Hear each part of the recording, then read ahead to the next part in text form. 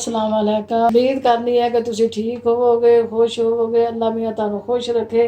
आज तुहानू मैं पनीर कढ़ाई बनाना दसनी है। ते इन्हां दे टमाटर जिन्हां नू मैं कट लिया पीसां दे विच, ते ए दो मिर्चां ने सबज, एक शिमला मिर्च जेहड़ी मैं इस तरह इन्हां नू कट लिया। ए पनीर है जिन्हां नू मैं पीसेस च बना लिया है, इस तरह इनू कट लिया। ए हल्दी है, अद्धा चमच हल्दी, अद्धी चमच काली मिर्च, एक चमच सुरख मिर्च, हसबे जायका नमक, ए गरम मसाला अद्धी चमच, लसन अदरक दा पेस्ट। आ तुहानू मैं पनीर कढ़ाई बनाना दसा। ऑयल पान लगी है थोड़ा जिहा, बस इस तरह।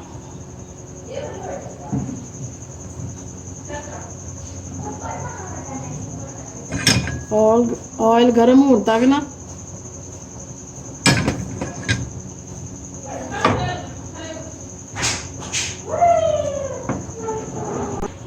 बिस्मिल्लाहिर्रहमानिर्रहीम। पीसी देखो ना पानी इन्हों ना फ्राई करना, जरा भुनना है थोड़ा जहा।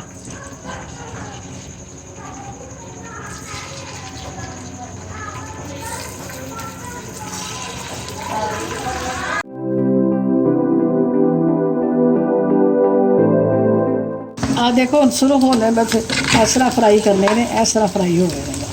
इस तरह मैं कढ़न लगी है ना। बिस्मिल्लाह।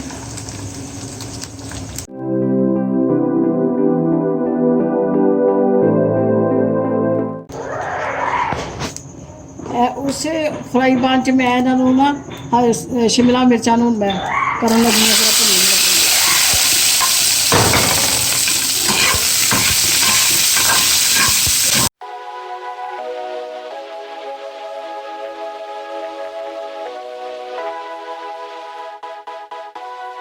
बिस्मिल्लाहिर्रहमानिर्रहीम। मैं थोड़ा जिहा ऑयल पान लगी हूँ। ए जीरा पाना है,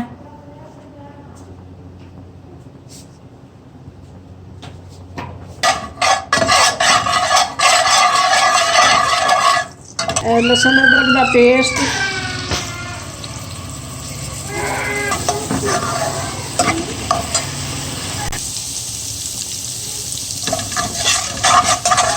थोड़ा हल्का लाइट ब्राउन हो गया। सिर्फ जीरा पाया पहले, उसके बाद लसन अदरक का पेस्ट पाया। यह हुण टमाटर हरिया मिर्चां का पेस्ट। बिस्मिल्लाह।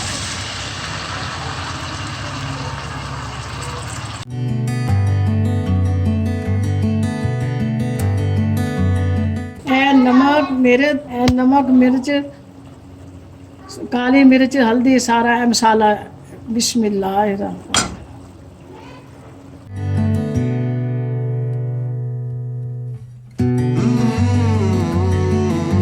उन्नी देर तक भुनना जिन्नी देर तक घ्यो ते ऑयल जरा ऊपर ना आ जाए।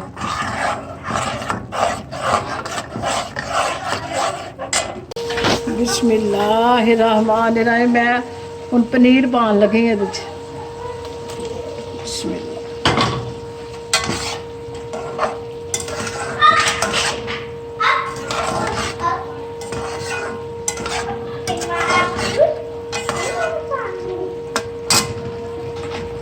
शिमला मिर्च,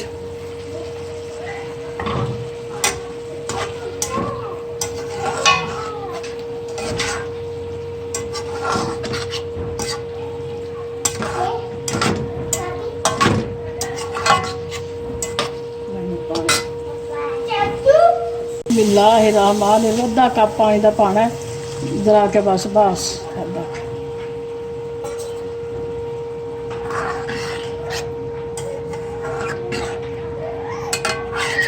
हुण मैं 5 मिनट बस दम देना बस।